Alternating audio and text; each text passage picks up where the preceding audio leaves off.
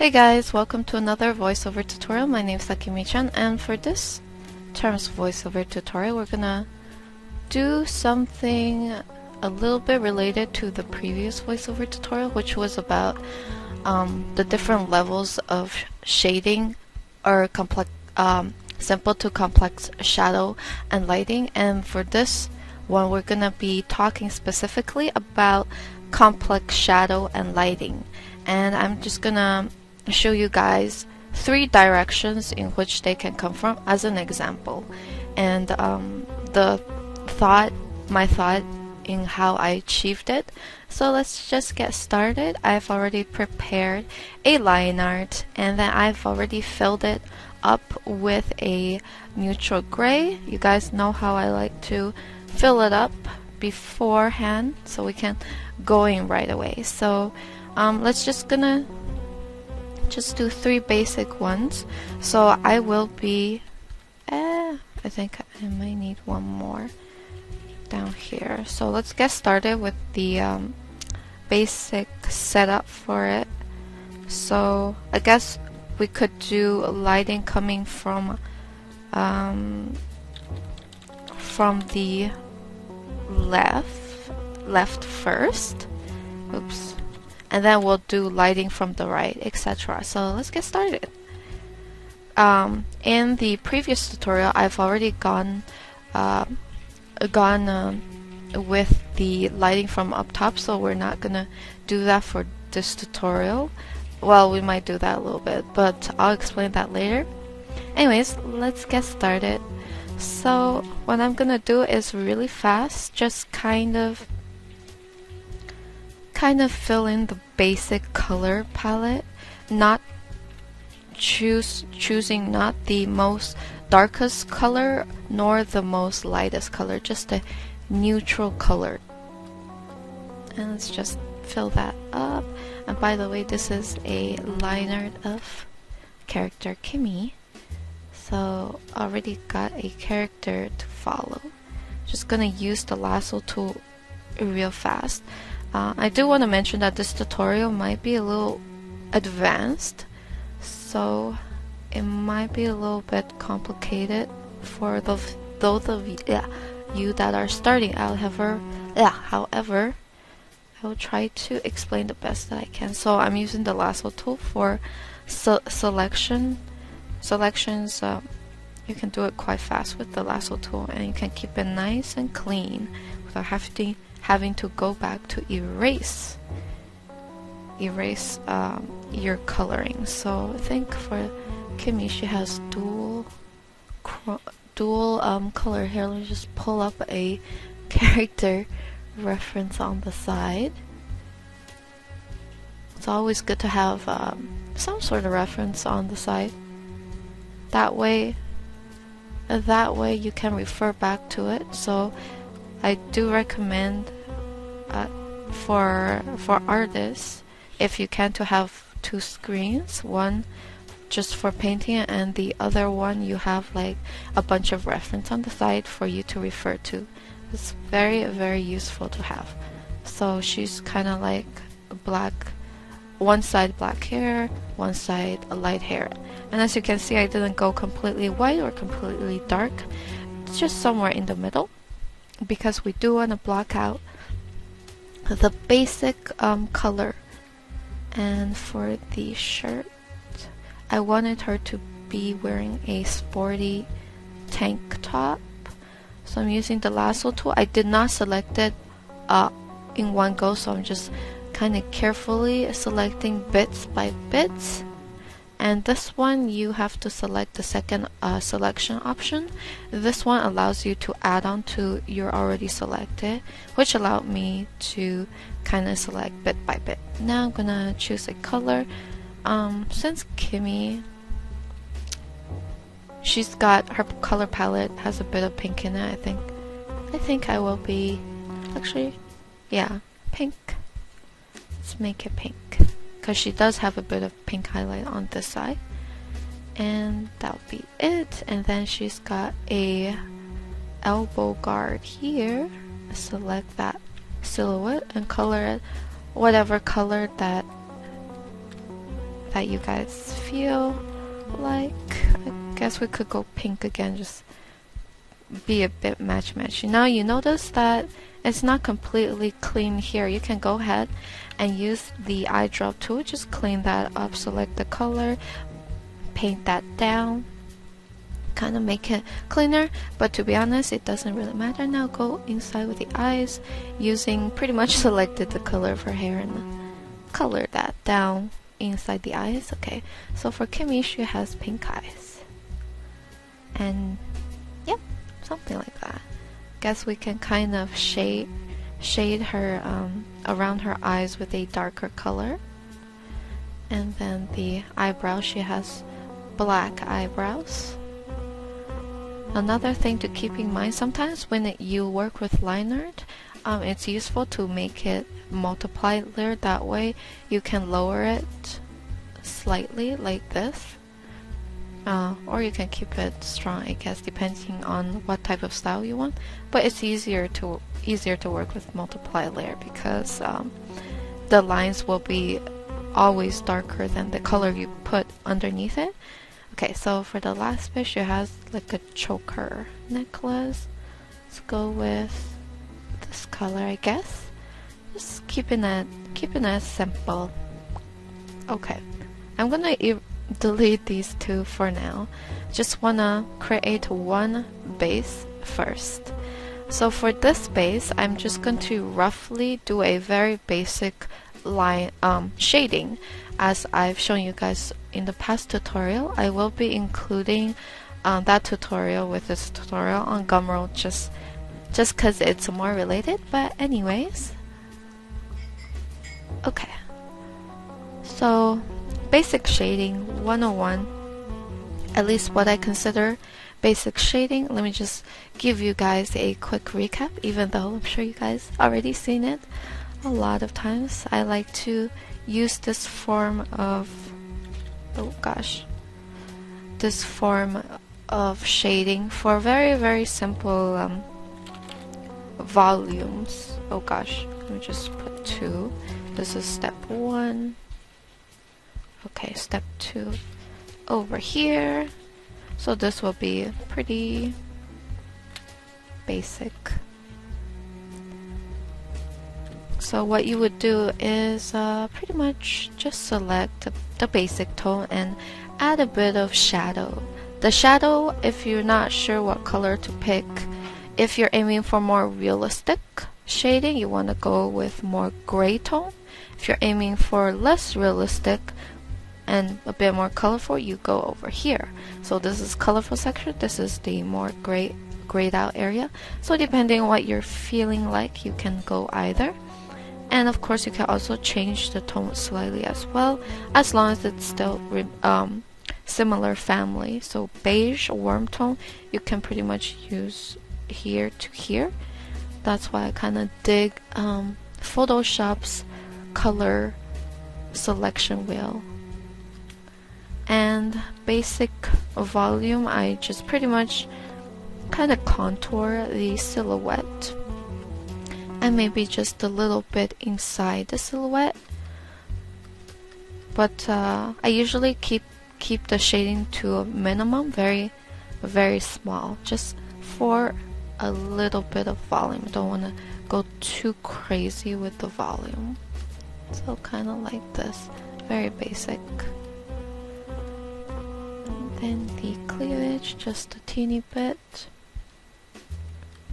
And then we go for the tank top, same deal. Just select. I kind of want to make this a bit pinker, so let's go with a more pinkish shadow, like a nice magenta. And then kind of once again outlining the silhouette of the tank top and a bit inside as well. And again on this side, always keep in mind where you put the shadow on the rest of your character, because you want to follow through on that shading so that everything matches, right? Okay, and maybe a little bit of shading here to kind of accentuate her her rib cage, yes. And then on the arm part, I'm following kind of the shading with the arm. There we go. Okay, so we got that done. Now for the face. So for the face, always recommended to put a bit of shadow underneath the jawline because the face is casting a shadow. So this way it gives a bit of that illusion. Although depending on where the lighting's coming from, you would have to play around with that a little bit. But for just a basic shading, it's a good position to put that shadow. Anyways, just kind of shading her face out now, making sure that the hair is casting shadow on her face. And okay, for the lips, let's give her, I kind of want to give her a bit of a neutral lip, not too pink, something like that. And now for the hair, is a bit more challenging. Go ahead and, since I want to go with black, I'm gonna make the shadow fairly dark. I'm gonna start shading a bit on this side, and then again kind of contouring the hair a little bit, even though hair shading for I think is a bit different because you have to create a bit of shine by manipulating the shadow just a tad. That's different from what we would do for the rest of the body. Kind of like doing this sort of thing where you squeeze the highlight in between two darker patches of shadow. So kind of like this. So we can kind of just go for the basic.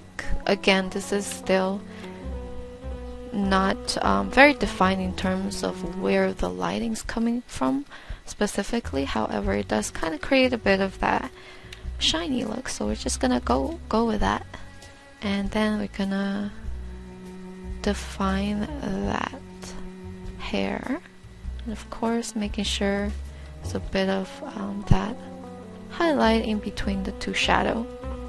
There we go. And now for this side. So this side, for the shadow, I'm gonna go with a nice blue shadow, and we're just going to do similar stuff. However, for the white hair side, I kind of want to keep it simple, so not a lot of shiny texture. So let's just kind of do a very simple version of what we did for the darker hair area, like that. And then down here, just going to kind of contour this side and not put the texture, the shiny texture on this side.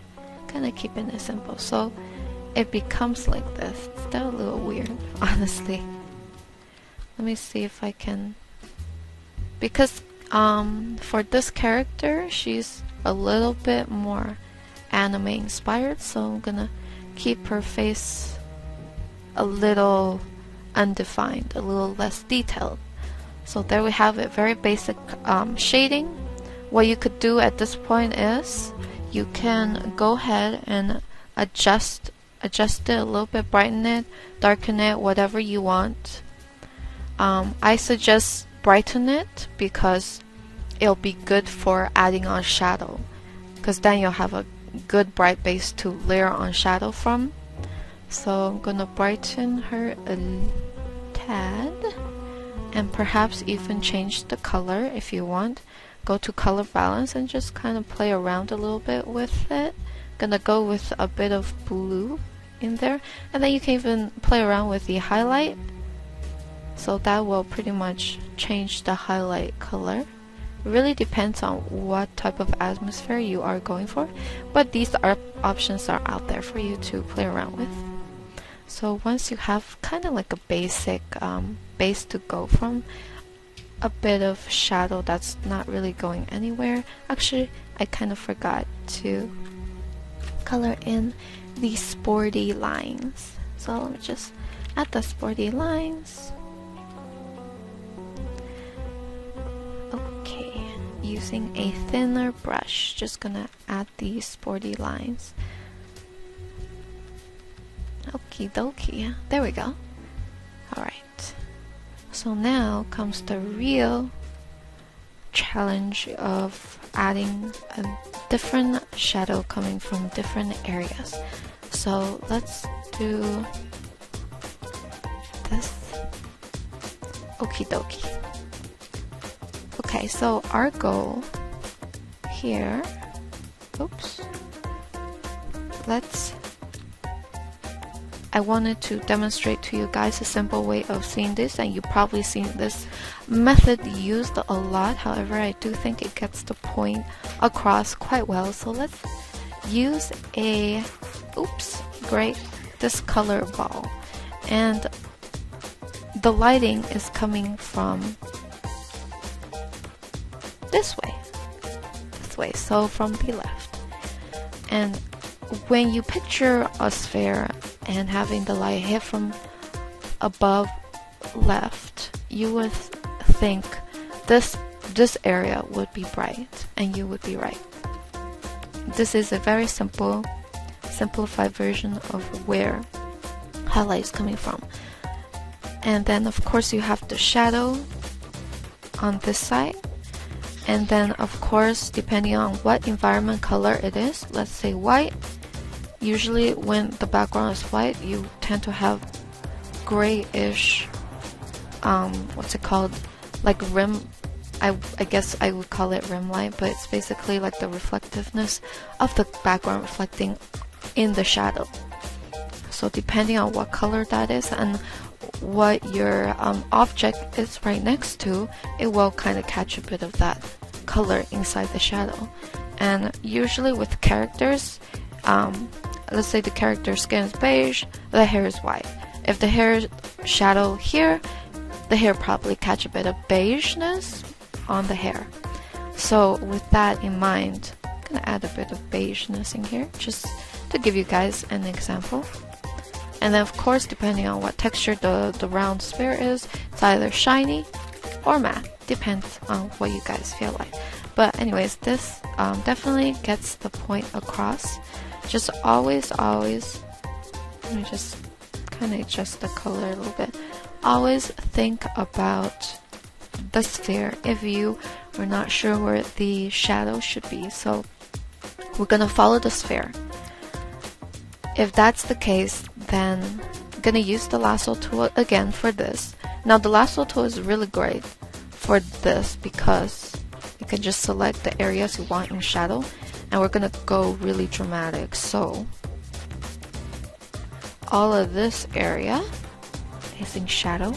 Now you might not see it right now, but this area is pretty much the underneath, and we're leaving the top in highlight. So yeah, it might be a little tricky. I might have to fix a little bit also. And for this one, I think these part probably being shadow, I'm not sure yet. Okay, and then here, and then we have shadow here. Okay, it's a little bit confusing with just selection, but I will promise you guys that it will look a bit more comprehensive after I'm done. And the hair, I'm gonna kind of explain more in detail after I am done. So gotta keep that shadow over there. Okay, so now I've selected areas I believe should be in shadow. What I'm gonna do is make a dark layer. So what I did was going here and selected brightness contrast, which allowed me to create a brightness contrast layer, which you can play around with here. Look at that, that's pretty awesome. But yeah, so right now we are aiming for dark. Bring down the contrast like this. So now you can get a general feel of things. Already it's starting to get there, however there is a bit of correction.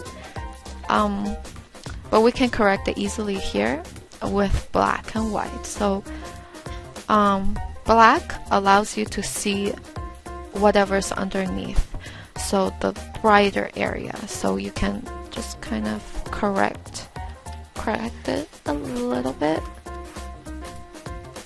to how you feel like it should look. So based on this sphere right here, and add shadow as you go along.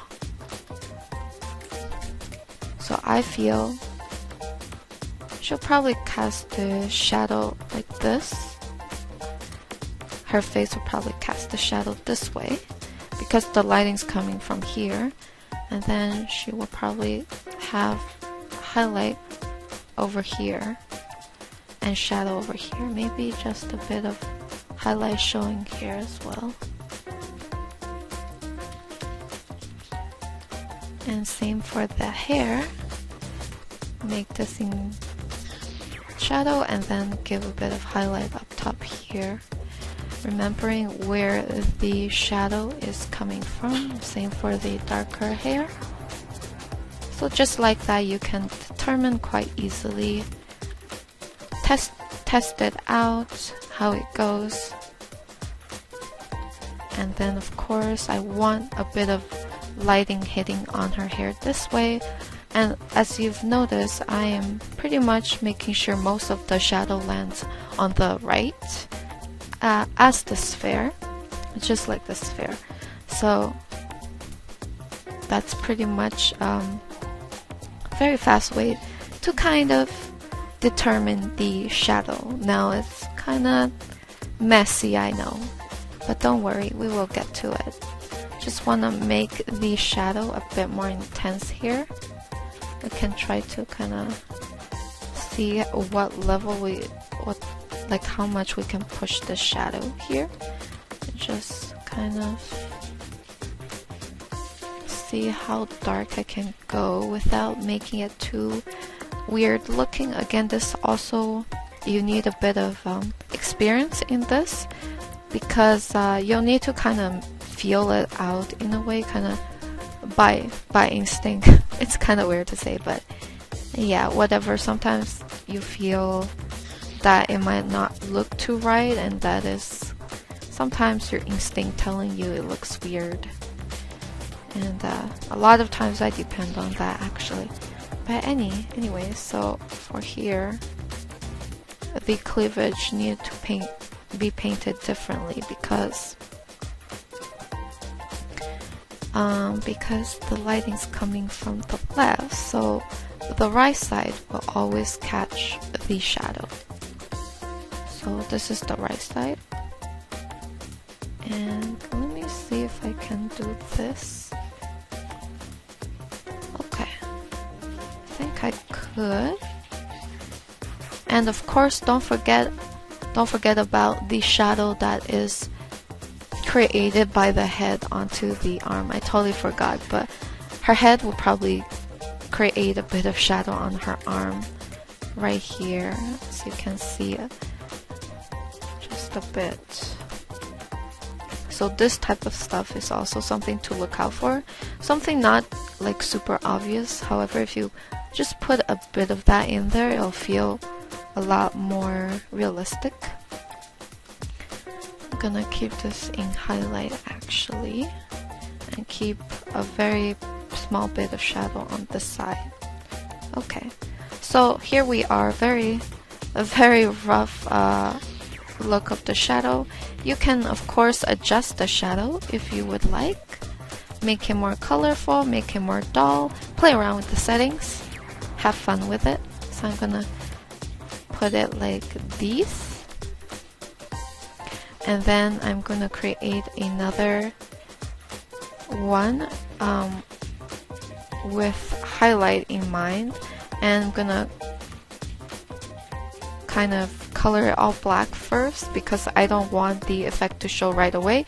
And then I'm gonna take the color white.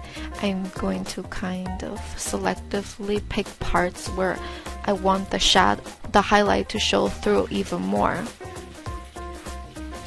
So this is how, in a way, how you can increase the intensity of the highlight to make it even more obvious. And of course you can include a little bit within the shadow as well. There we go. So very rough, but here it is. And then of course this is just a very basic coating of that. And we're gonna refine it after.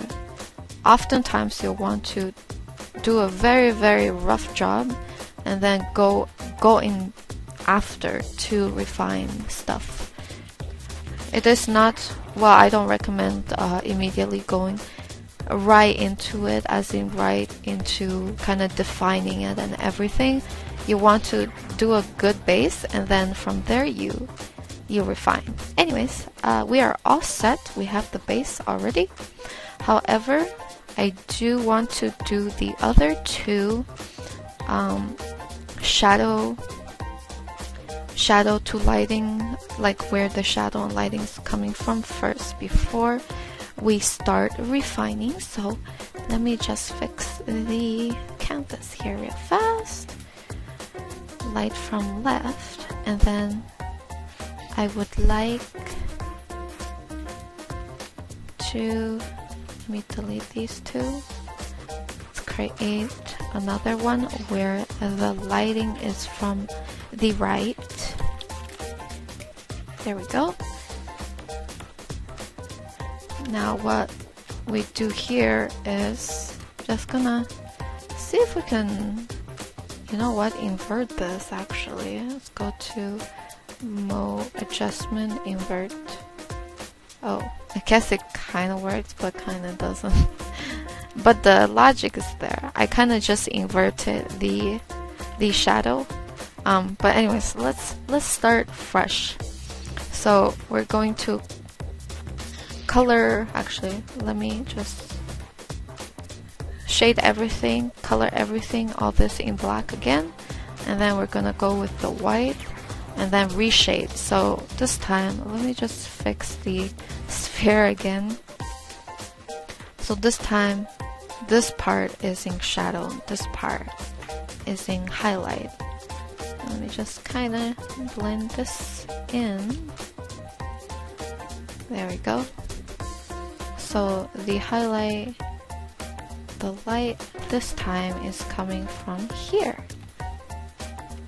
There we go. Let me move this up a little. So with that in mind, while we do our shading, we're gonna make sure the side has the shadow. And of course, with that in mind, don't forget about the secondary thing that we have to keep in mind, which is the head and how it casts a big shadow in this direction. Of course, you have to keep in mind about also the hair casting a shadow on the arm. So a lot of things to keep in mind, yes. This tutorial might be a little bit more advanced. However, I feel like the logic is there. Even though you might need a bit of referencing on the side as well.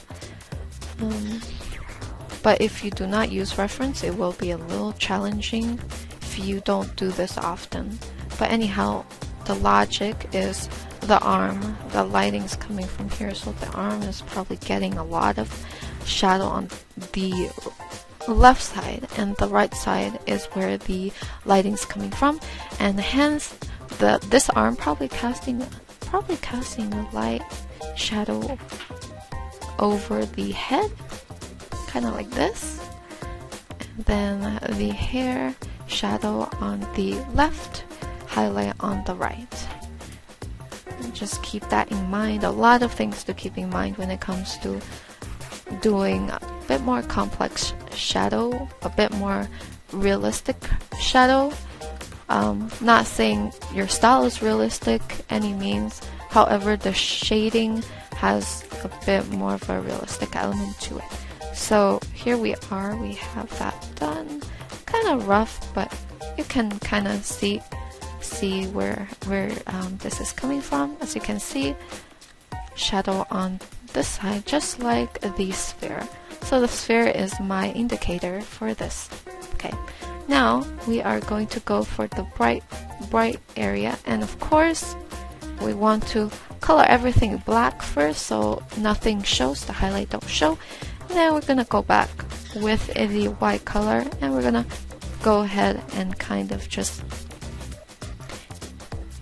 indicate where the highlight is coming from roughly.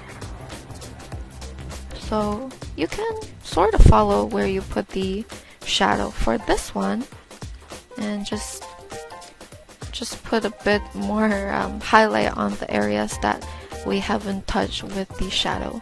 And voila, there we have it. Lighting from that side, lighting from that side for this. There we go. Okay.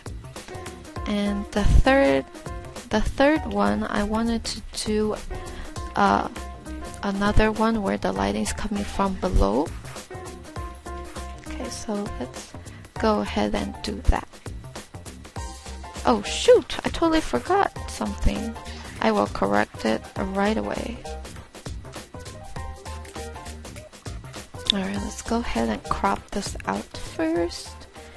The canvas probably need to be a lot bigger.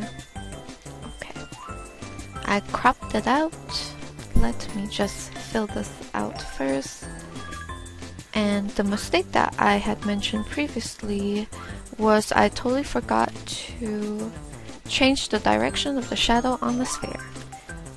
Because although we are not gonna play around with the shadows of the character because she's kind of just a torso floating in space, however, I do want to be accurate with the sphere. So with the sphere, if the lighting's hitting there, the shadow would be casted over here. Oh, you know what? Never mind. The head is kind of doing the casting, as you can see. Shadow over here.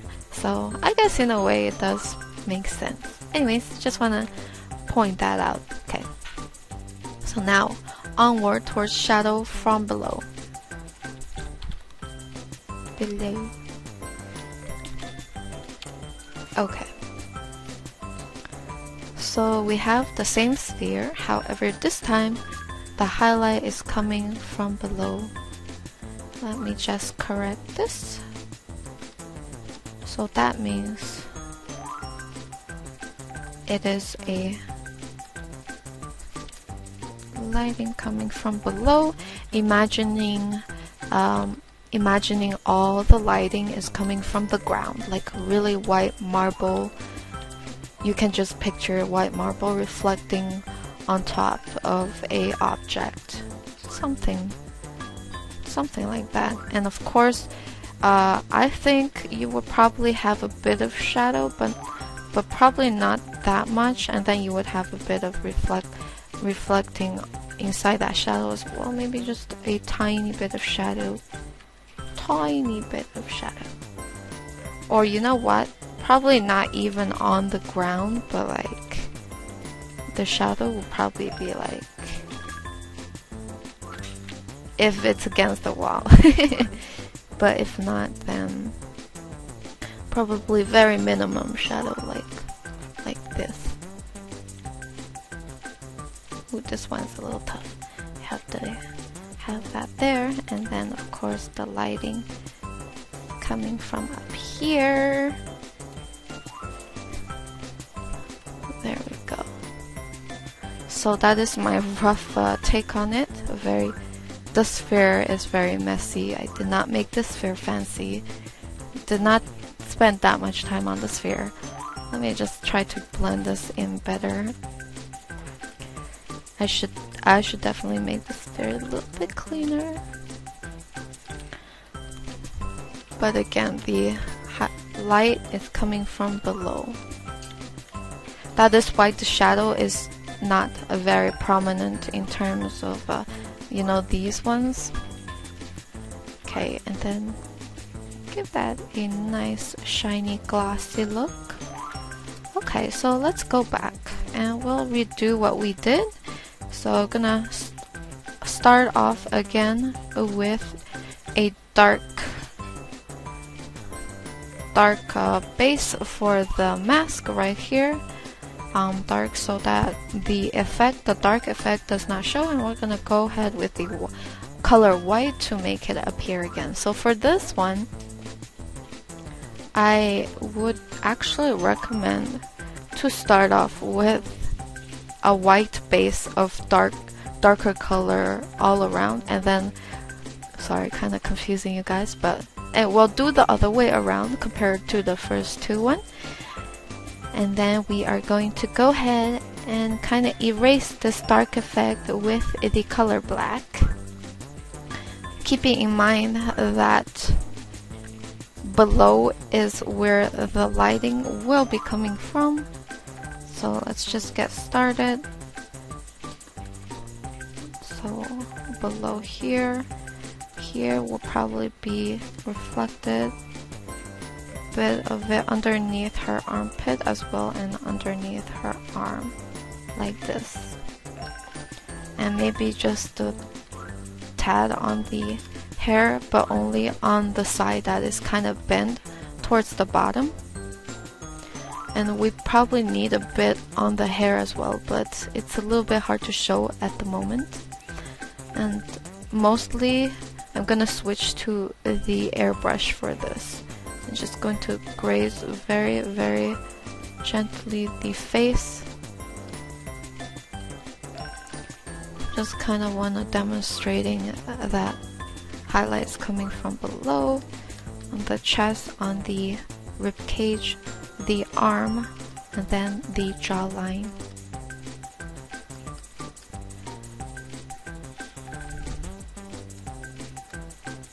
There we go. Kind of like this. Actually, it's not as obvious yet. And maybe a little here, kind of following through on the top here.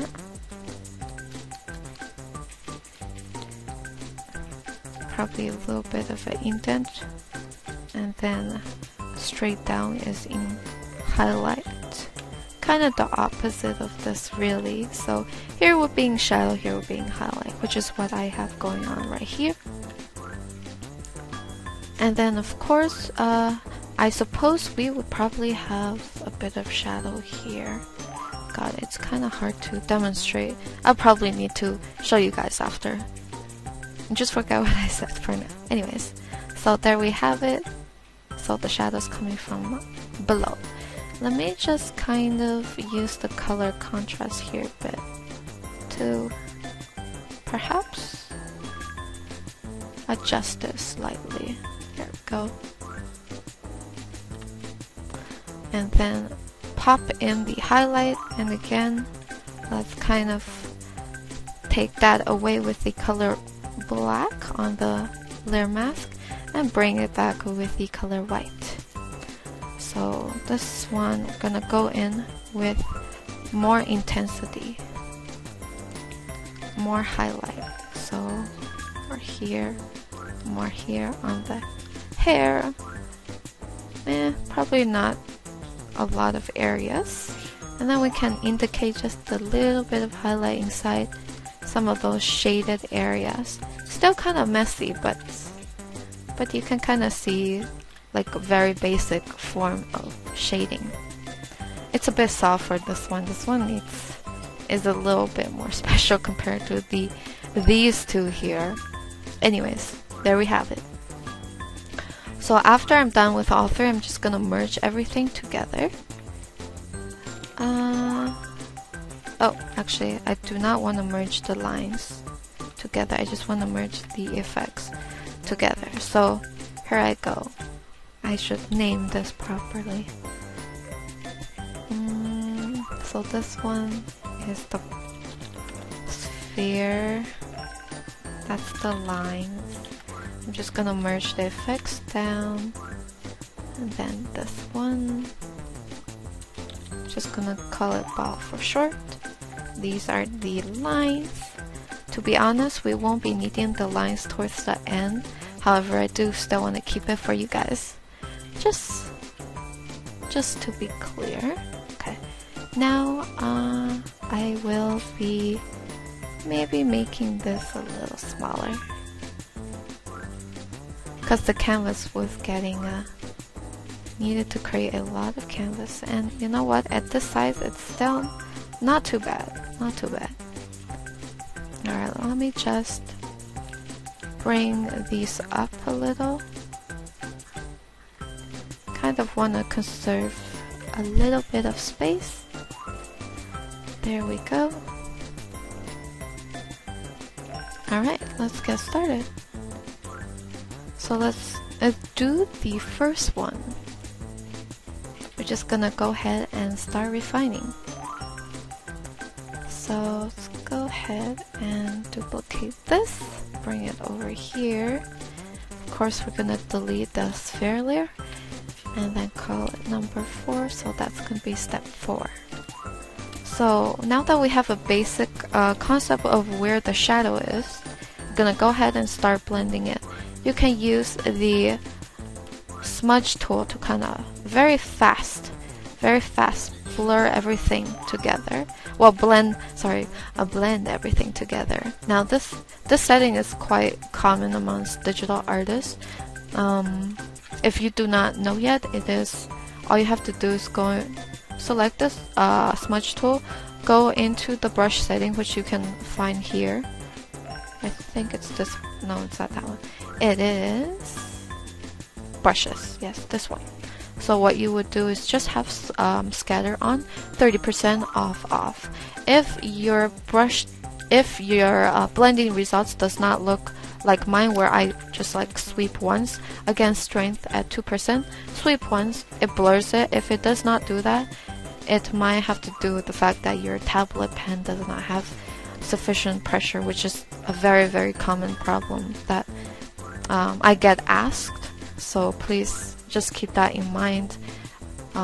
For what type of tablets that can offer enough pressure is the Cintiq or the Intuos Wacom tablet. Any what I would call budget tablets that are the Bamboos or anything under $100, stay away from those for if you want to pursue, if you want really good pressure. Just they're not the best when it comes to pressure. But yeah, as you can see, very fast. I just like kind of just blend this stuff together, and already it's looking half done pretty much. So after you do that, you want to go back with the solid round brush and then kind of go back and kind of redefine the sharpness of the shadow once again. You don't want to do everything super smooth. You want to do blend it in however you, and then bring back the sharpness of the shadow afterwards. So you would do this for the tank top as well.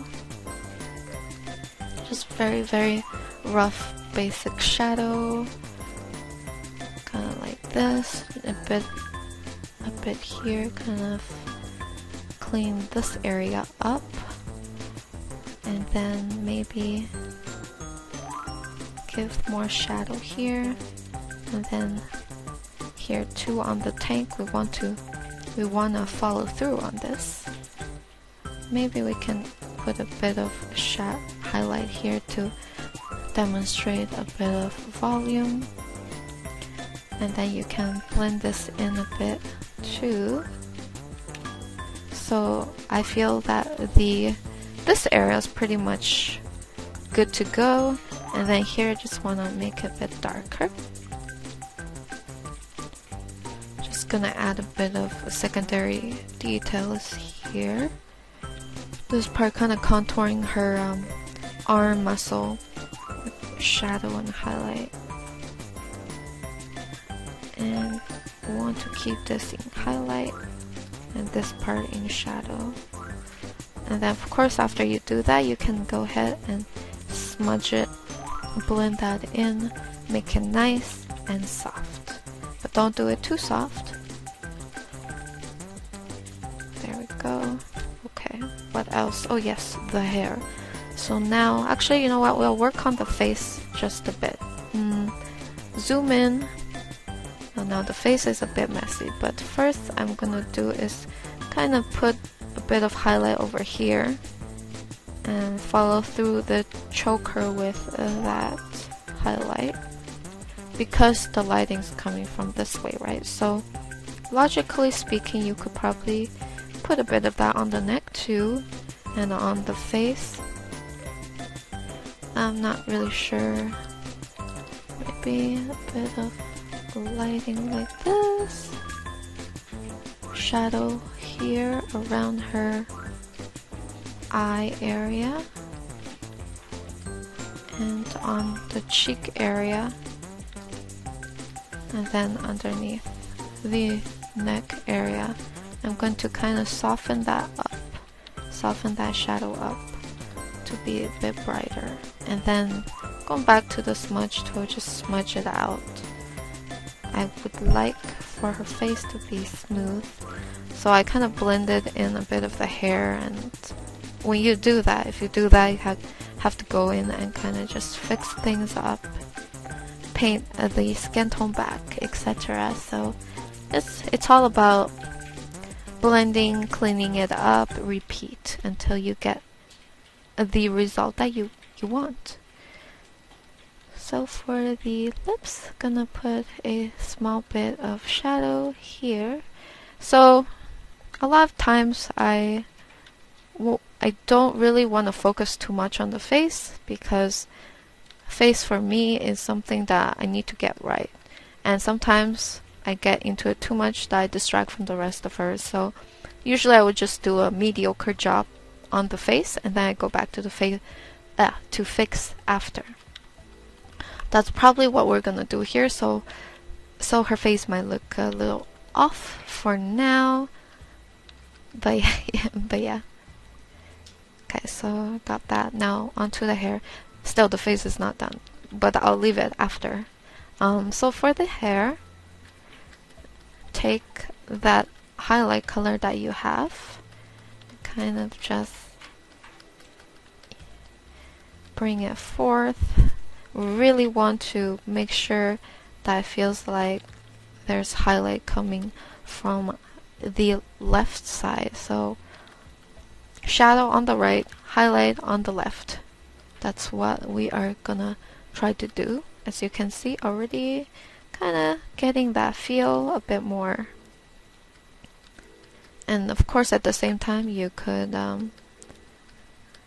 kind of add that nice shiny texture, especially onto the darker side of the hair, because that side is where it shows the most. White hair is not as good when it comes to showing off highlights such as that.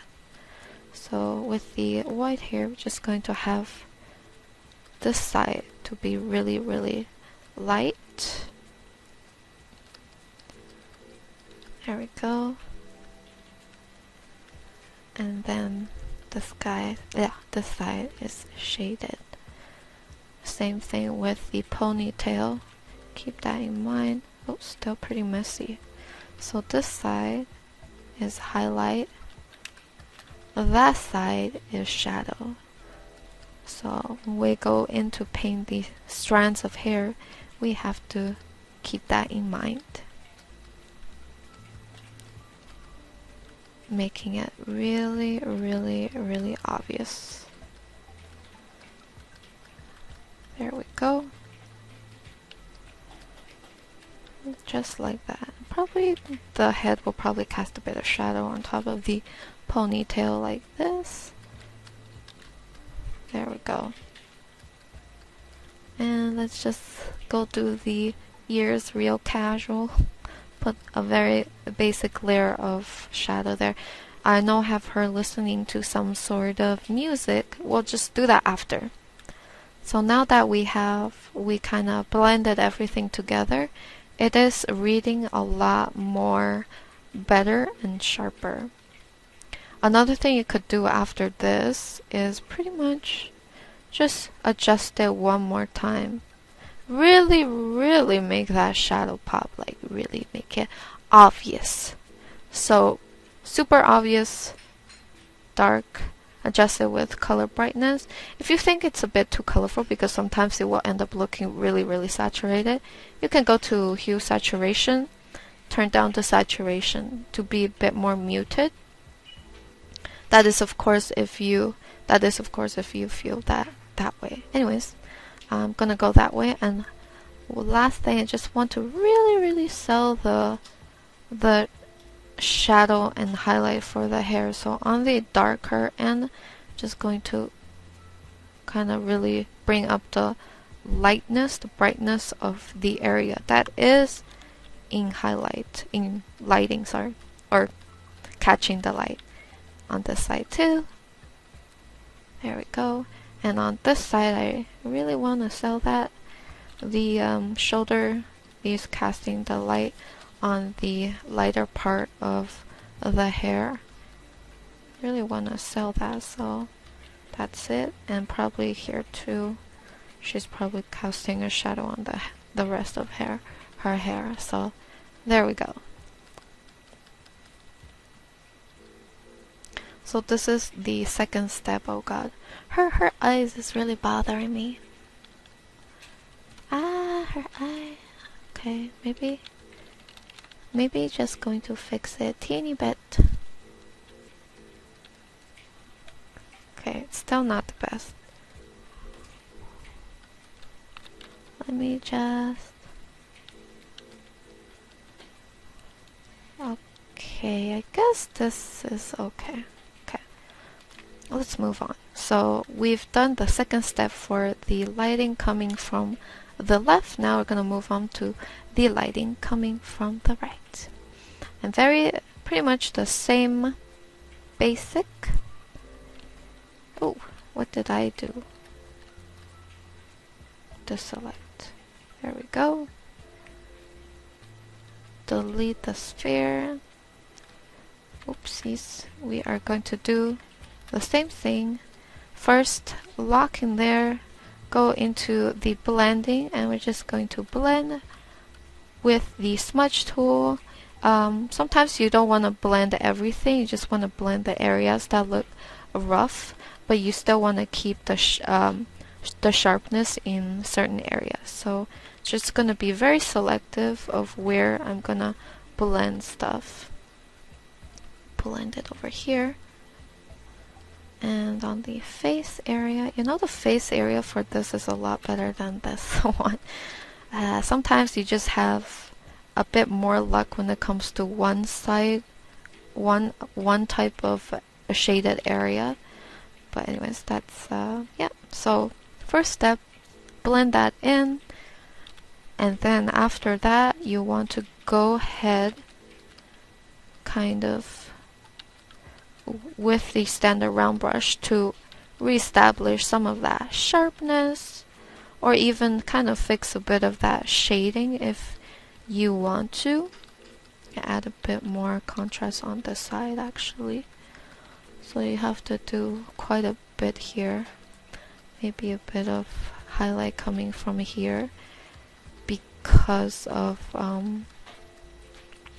the rest of it is casted by the hair, but the other area is probably in highlight. And then here, guess I could make this just a bit darker. This part is in shadow, this part is in highlight. The dip of the arm is probably casting a little bit of shadow here too. So a lot of things to think about while you do this. And this is not something that you have a formula for. It is, you just have to really think about it. A lot of times you have to use your brain when it comes to, especially for a bit more realistic shadow without using reference. You really need to kind of think about where the shadow should be hitting. There is a basic rule to it, just like the sphere. However, the rest you really have to imagine it. So right here we have the dark and the highlight. The highlight is coming from the side, which is the right side. So the hair will receive highlight from the right side. right side of the bangs right here, catching that lighting, and then the left side is obviously in shadow. This side as well, highlight on the right side, shadow on the left side. There we go. Okay, so always have to keep that in mind. To be honest, if you do this often enough, it will become a bit easier and a bit more systematic to you. So that is why definitely the more you practice, the more used to you will be to this type of stuff. Will probably kind of indicate a bit of that nice, what's it called, rib cage. She is kind of fit. The other pieces I painted of her wasn't this form fitting. Anyways, so let's keep going with that. And then we got the hair right here, got the highlight, and then the shadow. I imagine the shadow is being casted by the hand right here on top of her head. The shadow on this side, the shadow on this side, the highlight on the right. Just keep that in mind. A lot of repetition, pretty much. Shadow on the left, highlight on the right. If you just keep it like that, make sure that generally that is how it is, and you should be able to achieve a fairly good amount of complex shadow. It's so hard to keep track of sometimes, you know. Okay, there we go. There we have it. Before, after, just a bit of blending and a bit more correcting. Let me just kind of blend this out a bit more, and then of course we can go ahead and do the adjustments, brightness, contrast, to really bring home that intense shadow and highlight. And then of course, if it's too colorful, we can tone it down through hue saturation, and there we have it, done. There we go. So that is the second step, at least for me. I think this is a lot easier to follow. Now for the last but not least, the lighting coming from below. And of course we're gonna delete the sphere layer. Oh shit, I moved the lines. Okay. So for this one, once again, same steps. Just gonna go ahead, blend that in with the smudge tool, but just keeping certain areas untouched because we want to keep the sharpness. Just blending in the areas that are a bit more rough, but leaving the areas that kind of sort of define the shape untouched. Alright guys, so just as what we did previously, we're gonna do the same for this as well. This one might be a little bit different, but pretty much I'll try my best. This one, just focus on having highlight at the areas where it is it's hard to explain, but make sure to indicate the highlights, the lighting from below. So that means any protrusion, any crevice of the body, the rules are different. So the area that's bulging out, such as the chest area, you tend to have the lighting coming from below. So shadow above, and then highlight below. It's kind of hard to explain. However, if you do look up a reference or just search on Google lighting from below, you will definitely see a few examples. Not sure how to explain it, but you will kind of see the difference, and yeah. So we're just gonna do that here. Try to kind of do that. I'm using the airbrush over here on this example in particular because this type of lighting and shadow for me, I like to keep it soft, so that's why I'm using the airbrush a bit more. But keep in mind, just because you use the airbrush does not mean you can neglect the sharpness around it. So you gotta go back and add back those shapes after you use the airbrush, so that it does not look uber airbrushed. Okay, so that we have here, maybe keep this part really bright. And then of course the neck probably a bit lighter as well here too. And on the collarbone especially, I noticed especially in photographs that when the lighting's coming from below, the collarbone really shows. So that is actually just me kind of remembering from references that I've seen. So definitely check out references. Sometimes they can really help. And of course the face is probably the most important part of this one, because the face will definitely show where the lighting is coming from. So we have the highlight, unlike here, the shadows underneath the eyebrows. The highlight is underneath the eyebrows for this one. Think of it as the inverse lighting. Okay, it might look a little scary at first. Definitely does. I definitely have to start refining this. It's definitely not gonna look that good until I start refining things. But yeah.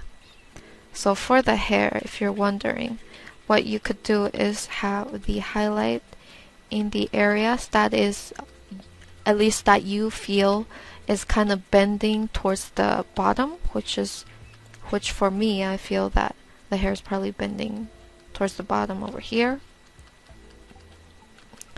like that. And then of course make sure the shadow is kind of above, and then you have the highlight only in areas that you think is facing the bottom, which for me, I feel like this area is probably facing the bottom. Same for the hair over here. Top, shadow, bottom, highlight. Sometimes I guess it helps. And for this area, it's a little challenging, but I think bottom here, top, shadow. Something like that. Just to really show the highlight and where that highlight is coming from. And of course, we add a little bit of that. You know how you have eye bags? Well, your eye bag's catching the light as well. No part of your face is spared. Spared. In fact, the eye bag is probably one of the areas where it really able to show this type of lighting. There we go. The lips too, however, probably the detail is a little small to show. And of course, let me just correct the eyes here. There we go. Okay, now she looks like she is from a horror film where the lighting's coming from below. And of course, if you can, put a bit of shadow underneath the bangs. Kinda help with the fact that the light is coming from below. Okay, enough about that. Once we have a basic kind of corrected shading, blending going on here, we can go follow what we did for the previous two-step. Select brightness, contrast, kind of just tweak around a little bit with it. Make sure that it's really obvious the highlights coming from below. Once you're happy with that, actually I might have to do some little extra stuff, but gonna make it a little bright. Gonna make it less colorful. And then I am going to go ahead, use the multiply, just apply another layer of shadow like these. something that will really just kind of make it really obvious that this is the type of lighting that we have. So right now, as you can see, it looks a little airbrushy, it looks a little bad, but we're definitely gonna fix that later on. So when you use the airbrush, you always have to balance it out with sharpness. So as you can see, I used a lot of airbrush. I'm gonna have to do a lot of sharpening to do when it comes to the third phase, which is just gonna go ahead and render stuff out even more. So save and canvas. Gotta extend the canvas for this. Just a tad. Man, I wish I didn't have to. Okay, let me see what I can do here. You know what? I will extend the canvas. It's gonna take a while. This canvas is gonna be quite big. Okay, that looks fine. Save. Alright, guys. So time to dive in here. Really refine this. Number 5. So up until now, all of this has pretty much been a guide. So now that you have this done, I'm gonna merge everything together. This is where I like to merge the actually I probably don't merge the lines, but either merge the lines or kind of make them almost disappear, right? So that you can really go in here. Okay. Now that that's happened, for this one, I'm not gonna go too crazy with the blending, but I just want to show you guys some basic trick, such as always you can use the lasso tool to help you blend. Oops, help you blend. So just select the lasso tool, use the airbrush and start blending. And you know what? The best thing about this is you don't really have to worry about coloring over the line or being overly too soft, because airbrush will help you control that. Even though yes, it's still pretty smooth. And also another thing to keep in mind with this step is when you start this step, you're gonna have to start putting some of that lighter color inside the shadow. So this is where you can really add volume. You want to put like a secondary color inside the shadow that you have established. A good way to determine what that color is just kind of whatever color is surrounding your character. If your skin is beige, it's surrounded by the hair is blue, you put a bit of blue inside the shadow. So that's how I do it, and I feel it does add a certain amount of nice effect. Feels good. And you can put a bit of beige in that hair to kind of help break up that bluish color. At the same time, the hair feels like it's more blended with the character. There we go. And then also for the dark area of the hair, we can put a bit of beige, put a bit of skin tone in there. And as you can see, it looks kind of more blended with the character. So we can just kind of do that. Same with the arm here. You probably want to put a bit more shadow over here as the hair is really close. Sometimes you really want to add more shadow to areas that is really close to another element. For example, the hair and the shoulder area. Of course, gotta make sure the highlight is nice and sharp when it comes to that area. Let's blend it out. There we go. And then blend that area out. And then I gotta fix the tank top here. Go select that with the lasso tool, and then just kind of clean that up. make it nice and sharp. There we go. Kind of like that. Okay, so for the shadow here, normally you would probably do what I did with this type of shading, right? There's another type where it's kind of complicated to explain, but if you look at realistically a busty girl in a tank top, you can see a bit of dent in between, like that. Which Kimmy is definitely kind of busty. And then of course here, gotta indicate that nice sharp shadow here.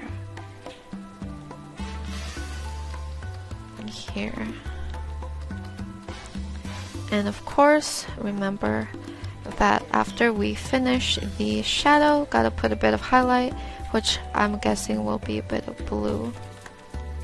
Just put a bit of blue in there, kind of neutralizing the super bright pink, balance it out. You can do that for this side too. And after you finish that, you can kind of blend the rough areas a teeny bit, but don't blend everything. We still want to keep some of the areas quite sharp. And then of course we have the hair, and we could probably put a bit of pink in the hair because it's right next to her pink tank top. If you follow this train of thought, you can just add a little bit of whatever element is right next to that thing that you're trying to shade. A bit of that color in there will help quite a bit. It will help keep it nice and clean. Just fix the shading here. Okay, and then for the chest area, probably gonna, I don't know actually. Alright guys, well, I paused a little bit and did a bit of correction. It's not very noticeable, but pretty much kind of reduced the size here a little bit. I thought I was getting a bit too crazy. So again, you gotta figure out if it's too much or not. Anyways, just extending the shadow down a bit, and then probably gonna put a bit of darker shadow here, but not too much. There we go. And here too, gonna use a darker shadow to line this area and this area to indicate a bit of shadow casted from the tank onto her skin. And also here, really want to make it obvious. There we go. Maybe just a bit of highlight on here. Probably not actually. Sometimes you try different highlights, different shadow, it doesn't work, go back. Trust your gut. Okay, so now I kind of blended this a bit more. I took off the lines a lot more too, so now you really have to substitute that with sharper details and more intense shadow, which is a bit more complicated, but keep using a combination of the lasso tool to kind of help you clean those details, make it nice and sharp, kind of like this. And you can invert and work on the other side now, which is the elbow, which is the area I'm working on. Blend that, deselect, and now it's nice and sharp. So you want to do this for areas where it's getting a little, you know, iffy, a little messy. Even though it's not like super messy, you still want to make sure all these areas are sharp, because without lines, you really have to kind of keep everything nice and sharp. Otherwise, it's gonna look muddy, and you don't want that. So, as I've said, you want to add a bit of like surrounding color inside the shadow. So I added a bit of beige in the shadow of the hair to give it more to make it more a part of the character, I suppose. And then I guess you could kind of blend a little bit here, add a bit of hair texture, and then of course add a bit of that beigeness on top of the hair. Woof. Okay. There we go. You could probably do that for the top of the hair as well. Just a bit here. Maybe some beige around this area, especially when it's getting really close to the skin of the character. Okay. Okay, now for the face. The face is damn, it's a little challenging. Let's do a simple face. Kinda don't want to spend too much time on it.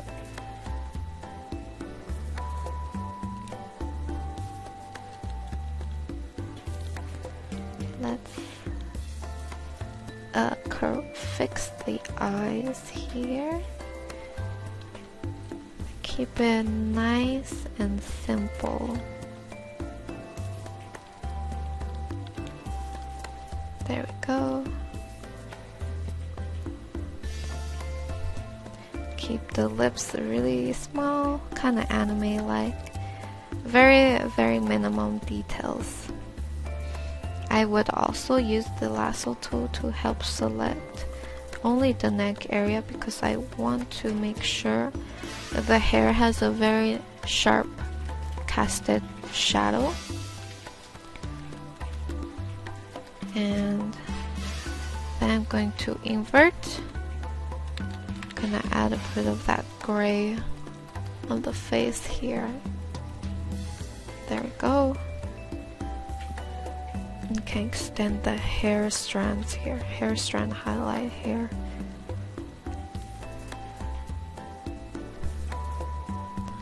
Okay, the face is not the best, but let's clean that up some more anyways. So selected the hair strand here. I want to clean this area up. There we go.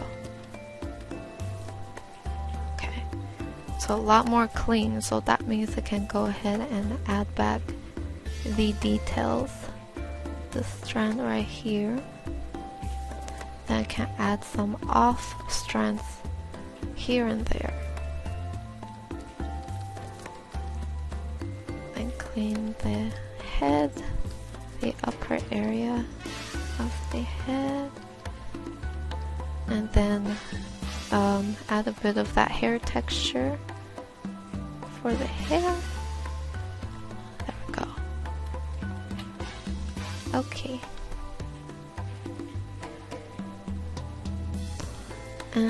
Maybe can add a bit of the nose lighting like this, still keeping it fairly anime looking. There we go.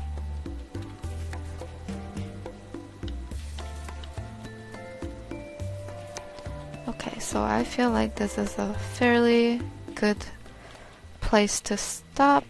It's still pretty rough, but it does get the point across. And one more thing, I kind of have to put in her pink highlight at the end of the dark hair area. So I'm just gonna make that pink at the tip of that area. There we go. And then she also has pink ribbon. Oh gosh.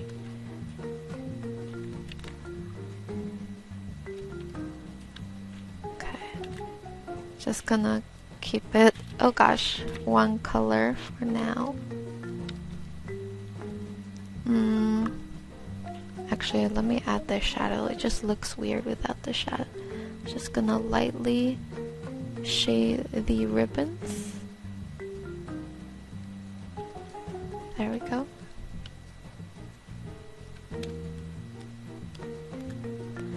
And then she has the earpieces.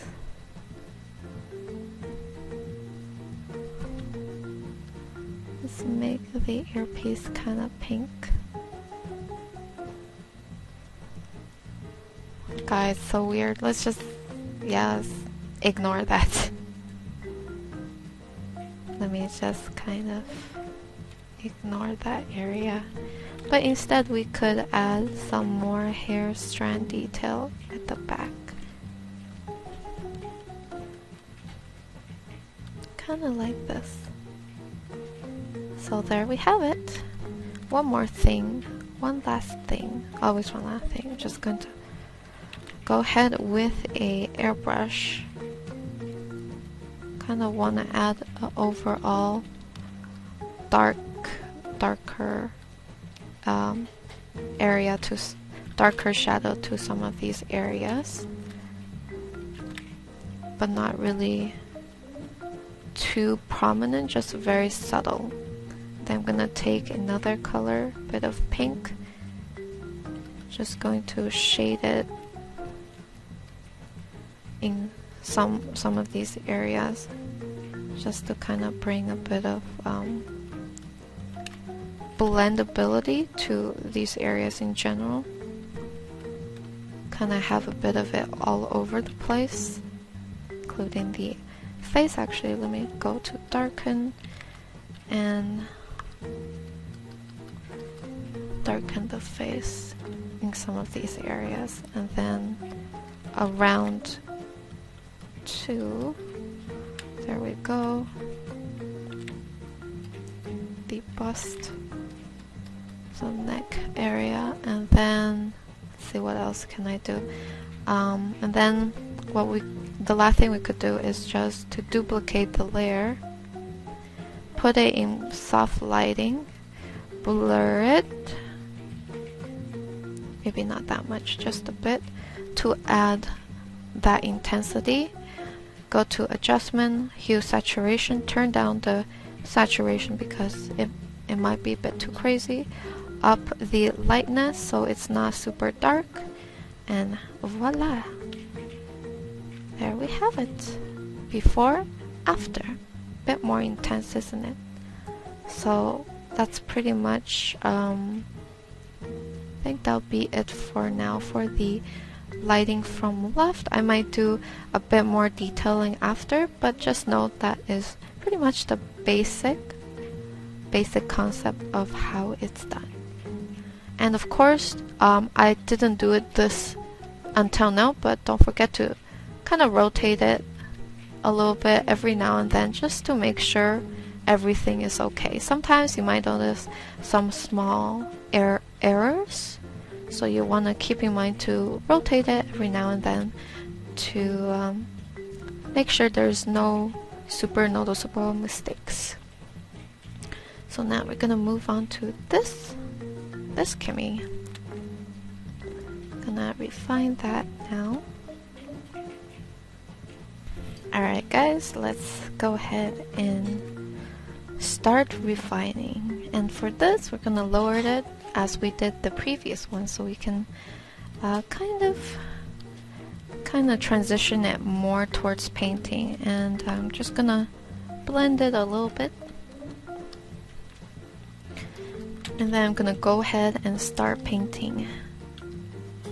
Oh gosh, painting it in. There we go. There we go. And then blending it in as well at the same time. Of course, make sure that everything is nice and clean. That is pretty much our main objective for this. Keeping it nice and clean. This might be a bit harsh, so what we're gonna do is kind of put a bit of highlight color inside the shadow, just a little bit, and just blend that in some more here too. So now we're gonna work on the chest. So for the chest, let's go ahead and select it first. I selected the hair in the back. What I'm gonna do is kind of work on that first. But I select this so I can keep the chest line and the hair separated and also very sharp. Now I'm gonna invert. So now I'm gonna work on the shirt now for this part. Let's switch back to the solid round brush. Actually, solid round brush. And then slowly indicate the shadow and where it's gonna be put. Same with the other one. Sometimes you might need to go with a reference for this type, especially when you are not super sure where the shadow should be going to. But if you see enough references, sometimes you don't really need to look it up proactively. You'll just have it in your head. So at that point you can use that. But otherwise, I suggest looking up a reference. And the best thing to do when you don't know how to do something is that. Okay, so I got that done. Let me just try to see what else I can do to make this a little... This one's a bit more tricky. Let me try this way. I'm just kind of trying to figure out the best way to represent this shadow in the most realistic fashion. So just let me follow through on that cleavage right there.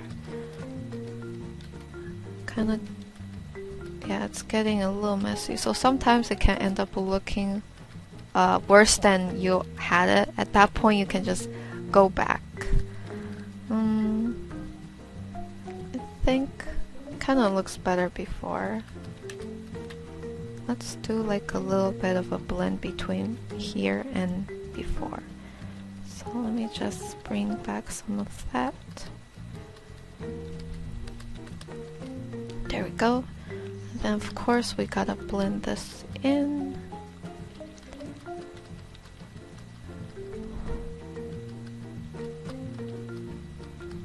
There we go. And then of course we can smudge this up. Easy way of blending. This is pretty much an easy way of blending stuff. It's a bit too smooth, so I'm going to make it a little bit sharper here. And then last but not least, move on to the chest area. Again, kind of going with the shadow for the shirt. Gotta bring it up to the skin area. Always have to kind of follow through and then blend that shadow in. You can blur it. This shadow here is a little dark for my liking.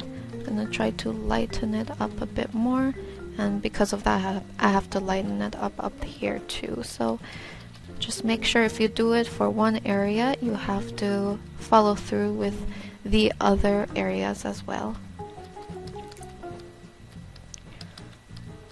Okay. Hold on one sec. Just going to fix the cleavage here. I've got a problem with this. So the lighting's coming from here, so this part should be in shadow. Apart from the shadow of the head casted onto the chest area, let's just make that a bit more obvious. There. Then let's blend that in a bit more. So this part, it might be a bit tricky. Sometimes it takes me a bit try to figure out where the lighting should be. A lot of cleaning too. I think maybe if I... Nope. That doesn't work. A lot of times you have to also experiment.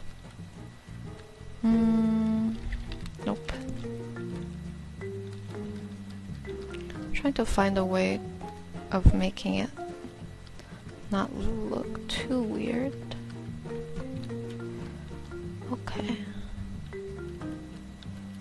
guess that should be okay. And then I'm gonna put a bit of texture on her shirt to make it feel like it's stretchy.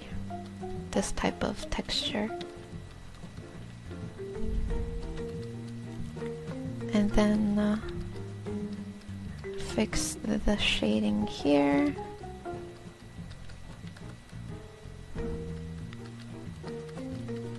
And kind of bring this down a bit.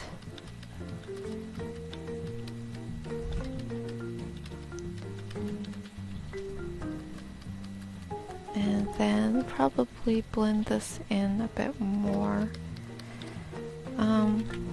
Let me try something. What if I put lighting here?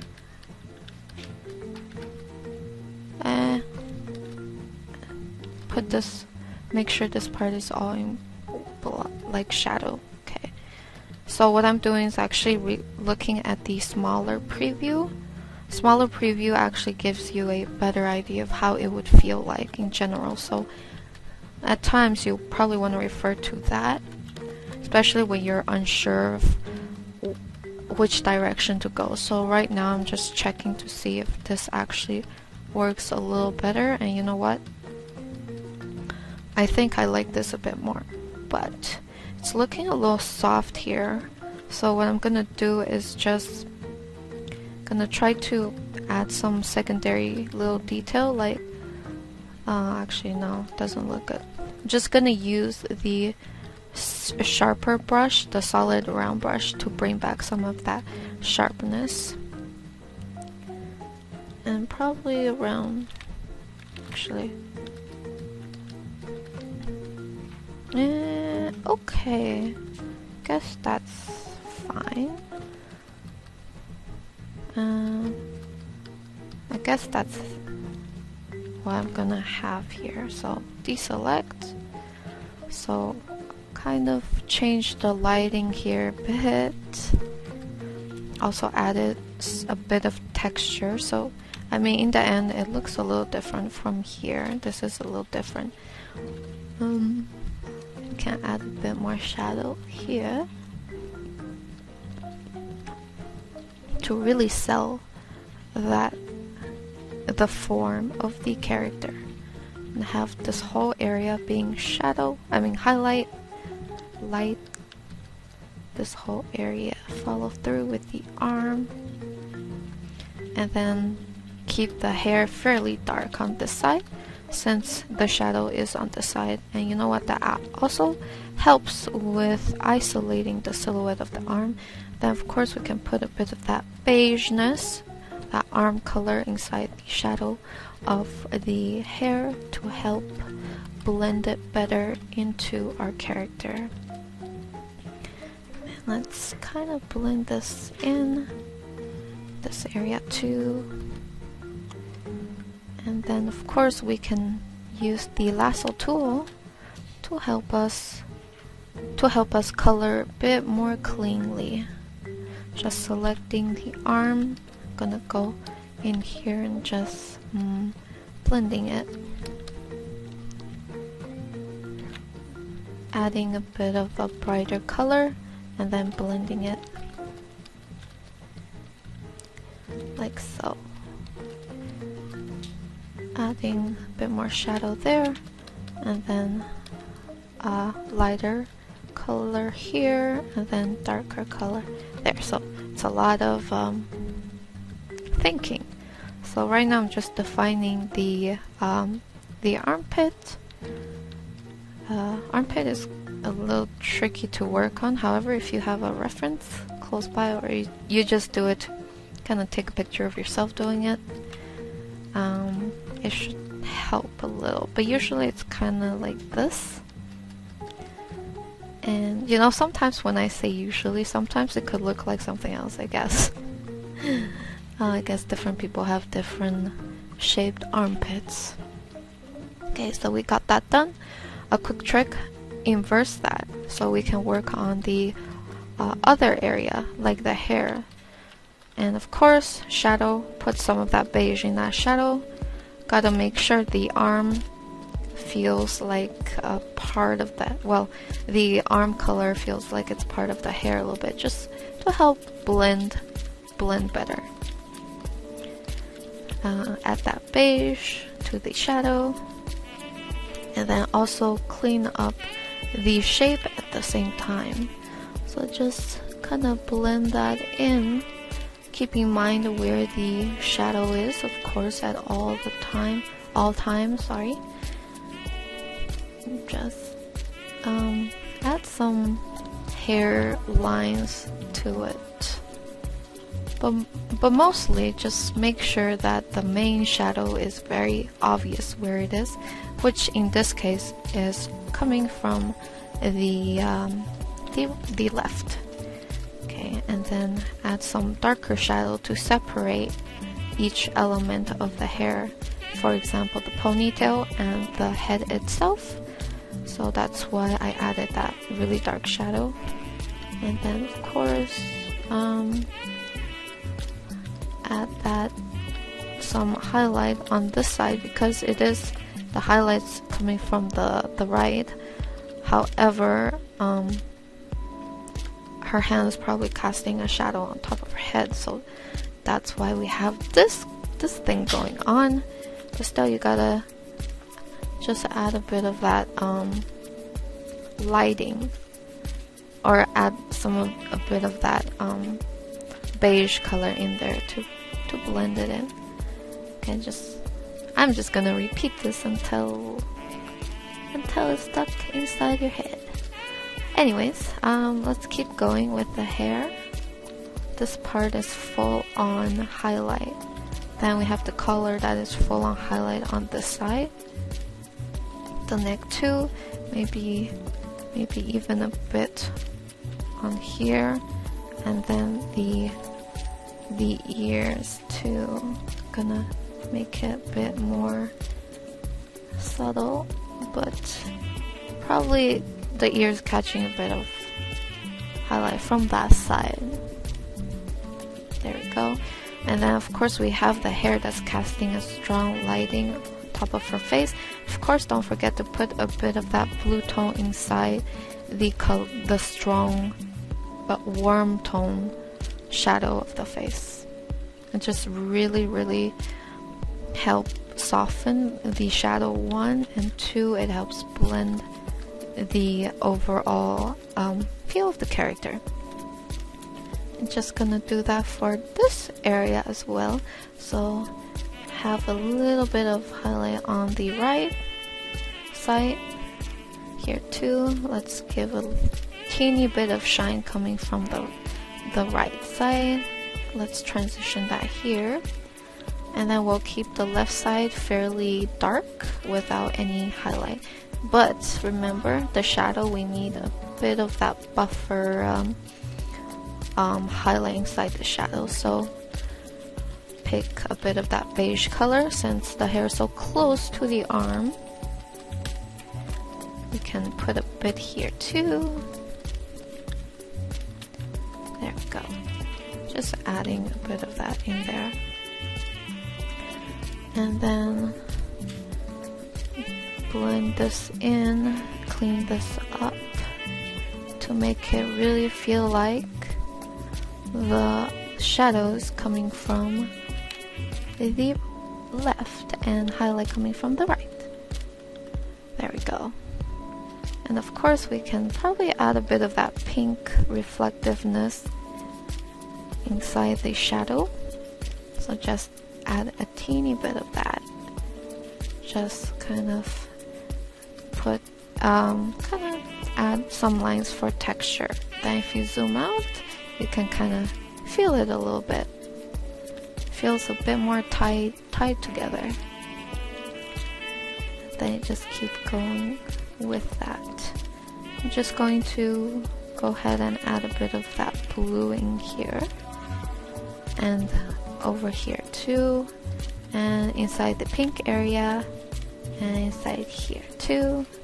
Just overall a bit of that neutral color, especially inside the warmer tones of the character. I'm just gonna blend that in just a tad using the airbrush. of course, make sure it's not overly soft. Just bring back some of that sharpness in certain areas. Let's add that nice neutral color, not super pink. Okay, there we go. Let's see where else. Oh yes, now let's work on the face this time.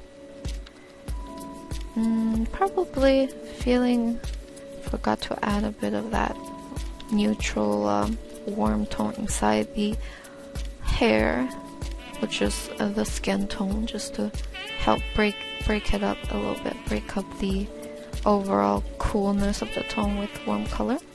We can add a bit of it to the hair strands as well. There we go. And then for the face now, just going to line the eyes. Not gonna be super detailed actually. Gonna do a not a very good job for the face. Just gonna keep it simple for now. There we go.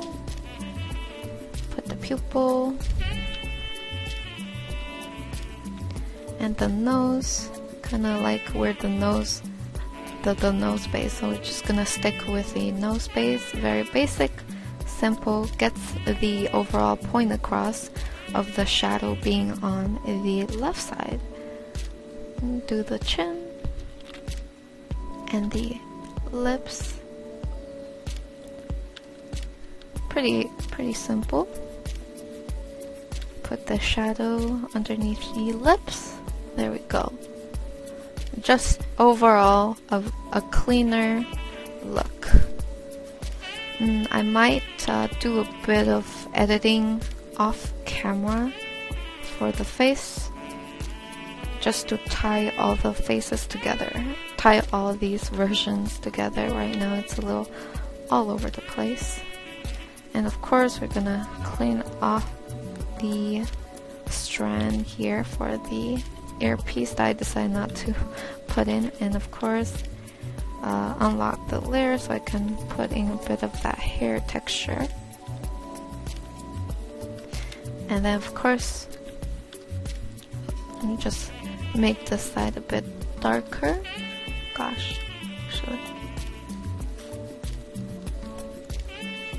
There we go. Her eyes is really light here. And just fix that, make it a bit more uniform. Could probably use a bit of hair strands here and there. We can just put that in to add that little extra something. And what was the last? Oh yes, don't forget the highlight at the end here. I'm just gonna make sure that it keeps to what the general shading look like, which is following the shading that's going on for the hair right here. There we go, done. And then last but not least, we have the ribbon. It's probably not gonna be the same shape. Okay, but I will try it. So kind of like this. And we have the highlight on top here. Probably a bit of shadow casted by the ribbon on top of the hair. Yeah, it's a little bit, gotta keep that in mind. Gotta keep a lot of things in mind. Make this area a bit lighter, a bit more obvious where the lighting's coming from. There we go.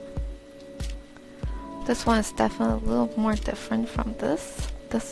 These two are a little bit more different, but it does kind of show the difference in shading as well. Now what I'm gonna do is just overall I'm going to multiply and apply one last bit of shading just to tie it all together. This is meant to be a bit more subtle, not too harsh, not enough to make it super soft, pretty much. I want to keep it nice and light. And then I'm gonna go normal and gonna add some highlight inside some of these shaded areas. Let's go with a blue tone here and a pink tone, warm tone here on this side, like that, and here too, and a bit here. So sometimes you want to counter the general color with a color of different palette. So if your hair is blue, you want to counter that with a bit of warm color like orange or beige, something like that. So I'm just going to do that generally, and then maybe add a bit of beige color, a darker beige color this time, to certain areas like the cheek, the elbow, the chest,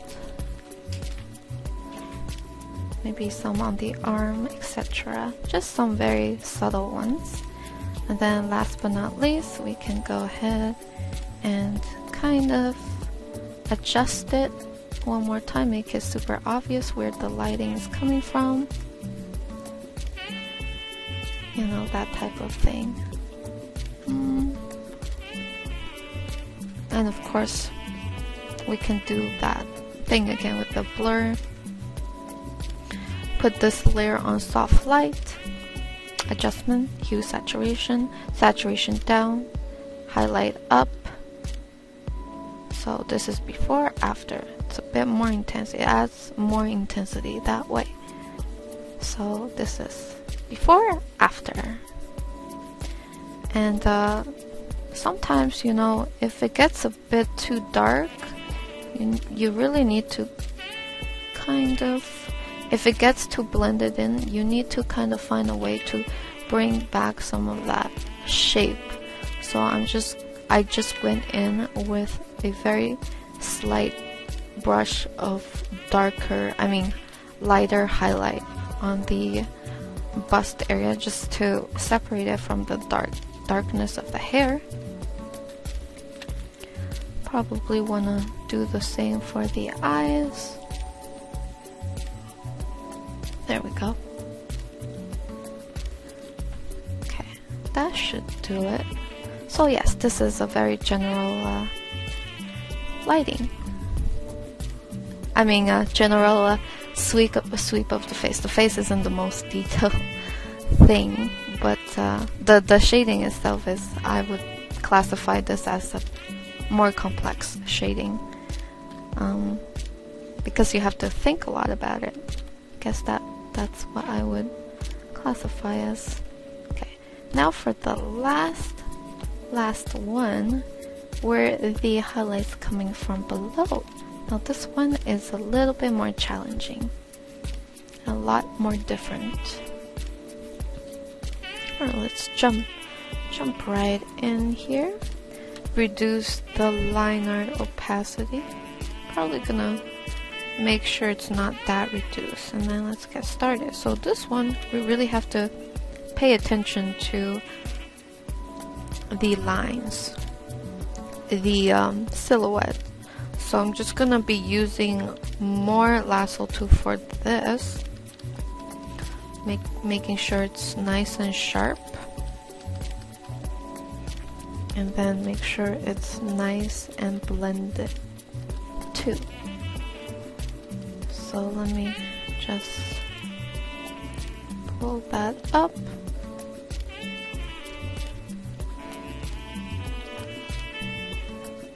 Get that down. It's kind of difficult to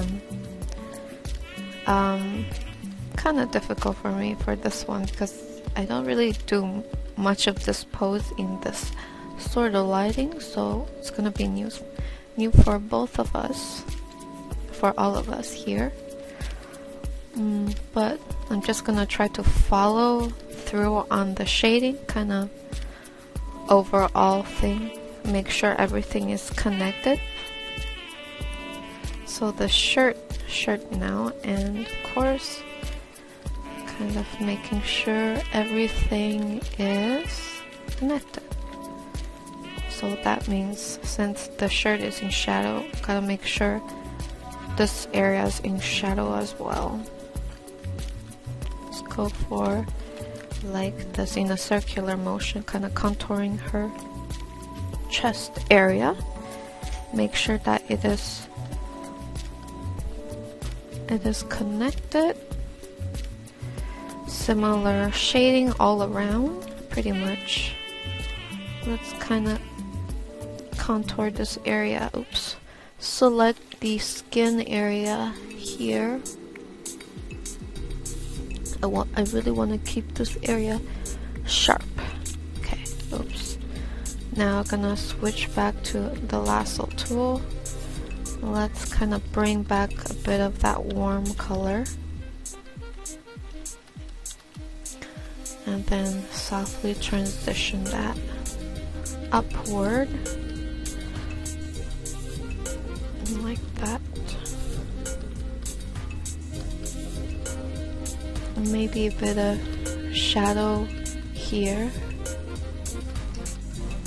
and here, just to show that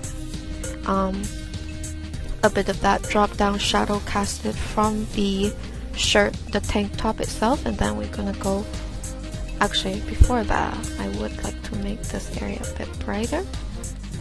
And then now, actually before that, gonna make this line here a bit more prominent and shade this up a teeny bit, blur that out, and then kind of fix this slightly.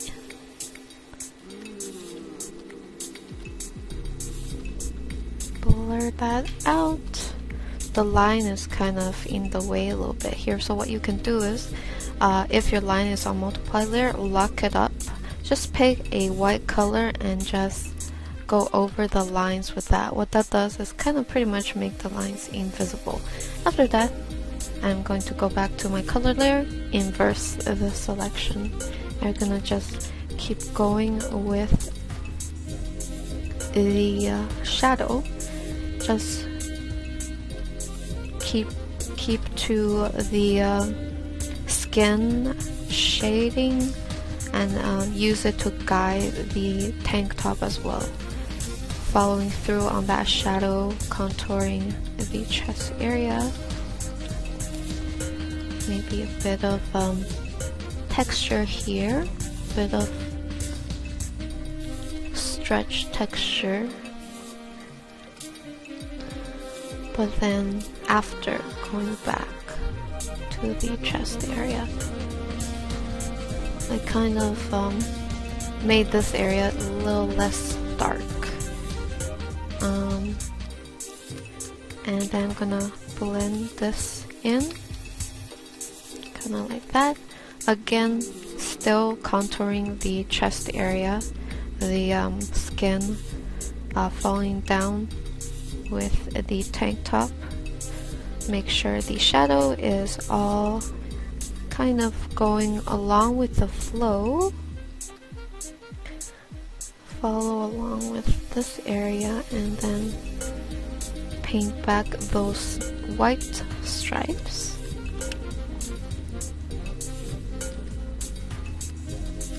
Go here. So just blend that in.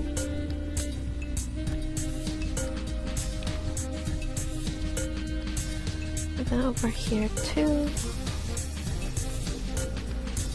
A bit of shadow, drop down shadow here, and of course use the the airbrush to just define the underneath part here. So let me just accentuate the shadow here a bit more. up here too. So pretty much trying to accentuate the shadow that is up top and kind of blending out the highlight from below. Maybe just a bit. And a bit here. Just gonna give a teeny bit of variation here. Not too much actually. Maybe somewhat like this, so it's not super exaggerated. I want to keep it subtle, so I'm bringing in a bit more highlight in between the chest here. You can also experiment as well. I guess this should do.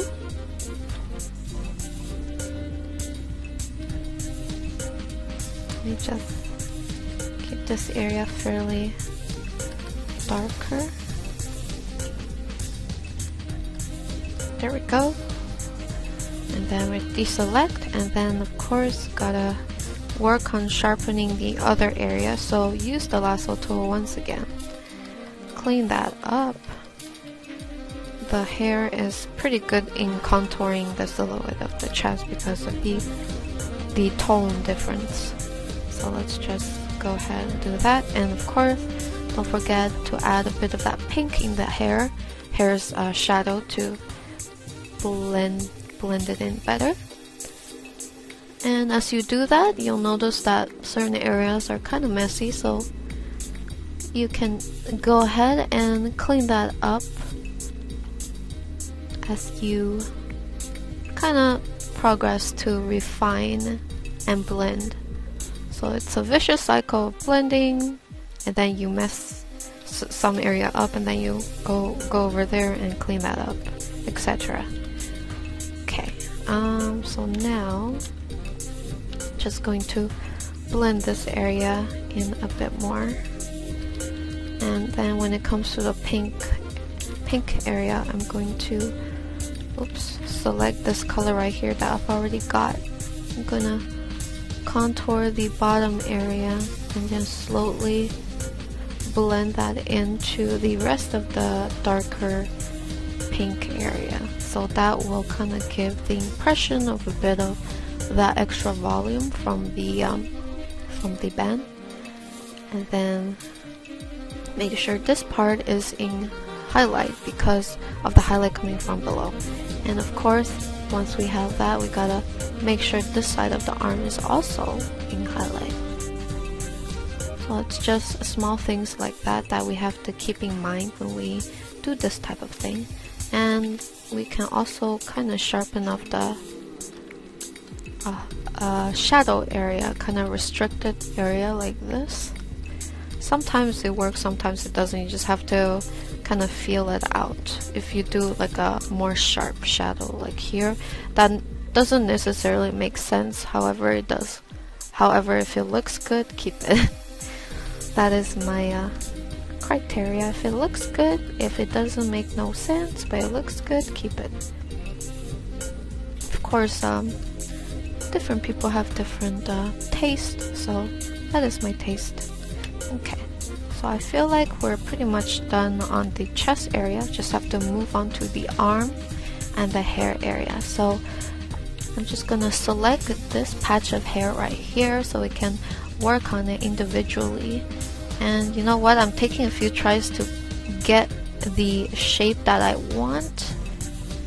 That is okay. You don't need to select everything in one go. In fact, it's better if you do it in small steps. That way it's nice and clean. So I'm just gonna go ahead and clean up some of these lines and also add a bit more detail as well. Again, keeping in mind the highlights coming from below, so most of your shadow should be up top. And of course, once you have the top shadow, you want to go in a bit, add a bit of that neutral beige color coming from the skin, reflective on top. Then we can go in mode multiply. with the airbrush, hardness 0%. Kind of gently brush it between the hair and the arm for that extra bit of separation which we need. And now, oh gosh, now we can invert. Go here, normal. We could probably, let me see if I can, no, don't. Sometimes you want to try different stuff, like maybe put a bit of highlight here, but no, it doesn't really work that well. So try different type of lighting to see if it works. If it doesn't, you can always Control Z, right? Yeah, Control Alt Z for me. And then of course on the elbow, I'm feeling a bit of a warm color. See if it works. Sometimes I like to balance things out, even though necessarily there's no sense to it. It's just in terms of color, you want to always balance stuff out. If your general color is a bit too dull, you want to add a bit of pop of color. And same goes for if your color palette is too colorful, you want to add a pop of that dull gray tone. So it's always a game of balance. Alright, now that I have that done, I'm gonna select the other part of the hair now. And again, you can be a little messy if you want, and then you go ahead and go in once again for a second round of selecting. There we go. Alright, so we're gonna work on the hair here. Use the solid brown brush, and then again follow through on that dark shadow all around, kind of following through on this side here. And then of course we have the highlight on the bottom area. The hair is kind of dented by the arm a little bit, so I'm imagining that this surface of the hair is dented, thus catching the lighting from the bottom. So I gotta spend a bit of time kind of refining this area, just a tad.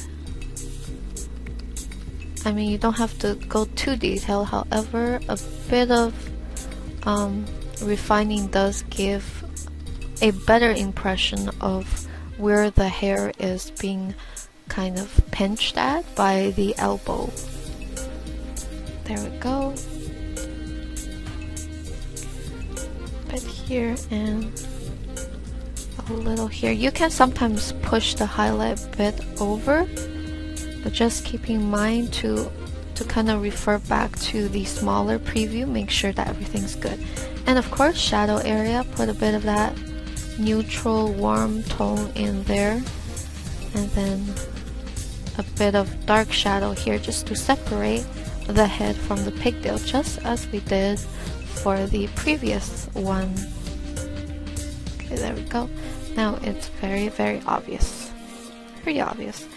And again, we can do the same for here. Add that nice beige tone, blend that in. Blend that in. Keep the bottom part of the hair fairly light. Keep the top half fairly dark. Just like that. Same goes for here. Keep the bottom bang fairly lighter, and then the top is where the shadow is. There we go.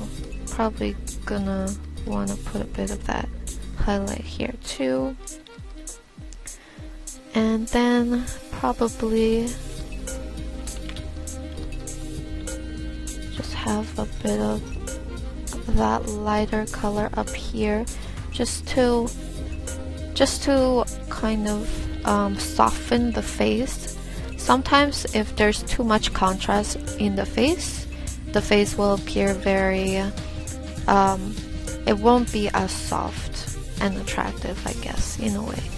Don't really want to use that word because it triggers people, but that's how I feel. So I like soft faces, soft and subtle and pretty. that's just my type of character. And of course, put a bit of shadow on this side. Really want to focus on that lighting coming from below.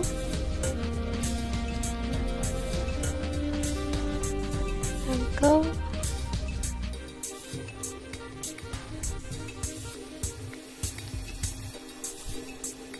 I think that should be good. Need a bit of darker lip.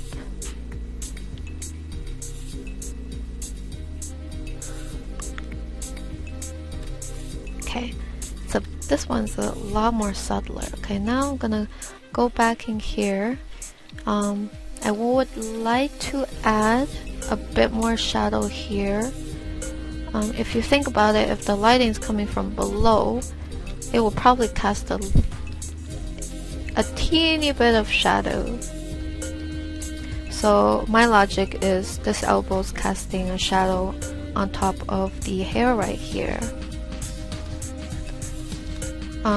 Logically speaking, I guess. And then I will go ahead up top here and add a bit of that neutral beige tone. The reasoning because I would like to separate this ponytail from this head right here, and by doing so it allows me to separate it. Otherwise it would look like a blotch of darkness pretty much. Sometimes you just have to find these opportunities to do so as well, because most of the time, I guess for me anyways, I like to make sure everything is separated from everything. Like the hair, each section of hair is separated from each other and stuff like that. So, yep. Okay, you know what? It's actually coming along. It's almost getting there. This lighting is definitely much more subtle than these ones. Much more subtle. Okay, so now what I'm gonna do is just kind of take this off as we did. We end up not going with the headpiece, so unlock that so I can add some hair silhouettes here. There we go. And of course, last but not least, add the highlight of the hair and make sure the bottom area is super bright, because that is where the highlight is from. There we go. Alright, I'm sure there's other stuff we could be working. Actually, you know what? Logically speaking, if there's shadow there probably would be a little bit of shadow here as well from the arm right here. So I'm just gonna go ahead and put that in shadow right away, using the lasso tool to just select it. It's quite fast. And put a bit of that secondary color in there. A bit of rosy ears. There we go. And last but not least, save that. What we're gonna do is just do what we did for the other two, just kind of brightness contrasted up. Okay, this one's definitely a lot more obvious. I kind of dig that. And then what we're gonna do is probably hue saturation, turn down the saturation a little bit. It's getting a bit too crazy. Okay, that's good to go. Duplicate this layer, constrain it down, filter, blur, gloss blur, blur that, put this layer into soft light, tone, probably, let's not tone it down, go to image, adjustment, hue saturation, turn down the saturation, turn up the lightness, and then we can turn that down as whatever you feel works best, and then there we have it. So these are three complex shadow lighting, and I tried to explain it the best as I can.